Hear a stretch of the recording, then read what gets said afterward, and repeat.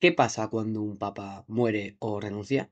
¿Quién tiene el poder de elegir al líder de más de 1.000 millones de católicos en el mundo? ¿Y puede ser elegido alguien que no sea un cardenal? Hoy vamos a hablar del cónclave, el proceso para elegir al papa, un ritual lleno de historia, misterio y más política de lo que imaginas. La palabra cónclave viene del latín cum clave, que significa con llave, y no es casualidad. Los cardenales se encierran bajo llave en la Capilla Sixtina, hasta elegir al nuevo papa. Es un proceso cerrado, secreto, diseñado para que no haya presiones externas.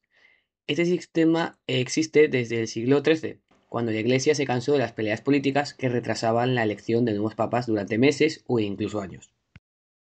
Pero vamos a hablar de cómo se vota. Y es que cada cardenal escribe un nombre en una papeleta, la dobla, la lleva al altar y la deposita en una urna. Luego se cuentan los votos. Si alguien alcanza 2 tercios es elegido. Si no, se repite el proceso hasta 4 veces al día. 2 por la mañana y 2 por la tarde. Tras cada votación las papeletas se queman. Si no hay papa, se añade una sustancia que produce humo negro. Si hay elección, se usa otra mezcla para producir humo blanco. Para votar solo pueden hacerlos los cardenales menores de 80 años. Actualmente hay unos 120 electores. Todos fueron nombrados por papas anteriores y representan a diferentes regiones del mundo. Hay cardenales italianos, africanos, latinoamericanos y asiáticos, por ejemplo. Cuando se elige un papa, se le pregunta si acepta. Si dice que sí, elige un nuevo nombre y se anuncia al mundo desde el balcón. Habemus papam. El nuevo papa aparece y da su primera bendición. Urbi et Orbi. Si por alguna casualidad el Papa o el futuro Papa dijese que no, pues lo que habría que hacer es volver a elegir. Y de hecho, esto ha pasado. En 1503, el cardenal Giovanni Colonna rechazó ser Papa. Lo único que habría que hacer es, pues eso, volver a votar. Pero ¿quién puede ser Papa?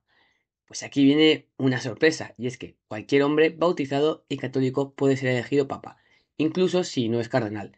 Pero en la práctica siempre se elige a un cardenal. ¿Por qué? Porque ya están formados, conocen la curia y tienen experiencia pastoral y política dentro del Vaticano. Como dato curioso, el último papa no cardenal fue Urbano VI, en el siglo XIV.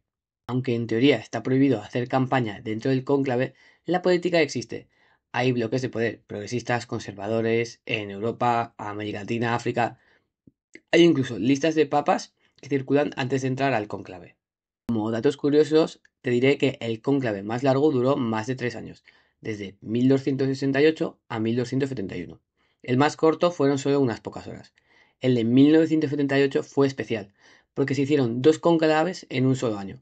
Murió Juan Pablo I, tras solo 33 días como papa. El de 2013 fue histórico, porque Benedicto XVI renunció, algo que no pasaba desde hacía más de 600 años.